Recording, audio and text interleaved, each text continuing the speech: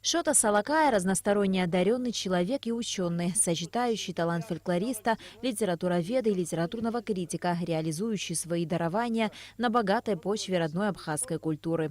С 1959 года и поныне Шота Салакая работает в Абхазском институте гуманитарных исследований. За эти без малого 60 лет он прошел все ступени академической иерархии научных сотрудников, от младшего до главного научного сотрудника, причем в течение 11 лет был ученым-секретарем института. Шота Хичевич Салакая – выдающийся исследователь абхазской словесности. Он один из наиболее ярких представителей абхазской гуманитарной науки, признанный авторитет в современном нартоведении и кавказоведении. Его увлеченность наукой, исключительная работоспособность и бесспорный дар исследователя были замечены.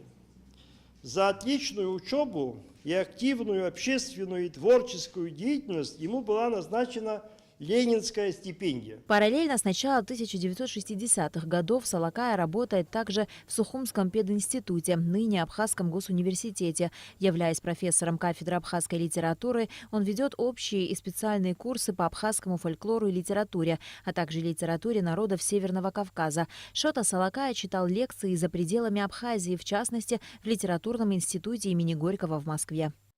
Я свидетель того, как Шота Хичевич стоял у истоков нашей академии, сделал очень многое для того, чтобы мы выглядели сегодня, наша академия выглядела сегодня и имела достойный авторитет не только внутри страны, но и за пределами.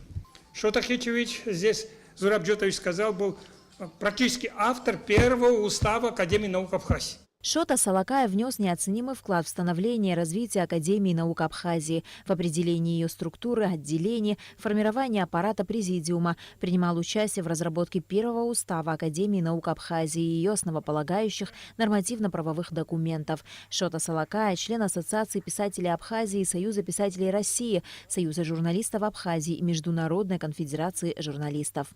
На Алакове Тимур Гугохия, Абхазское телевидение.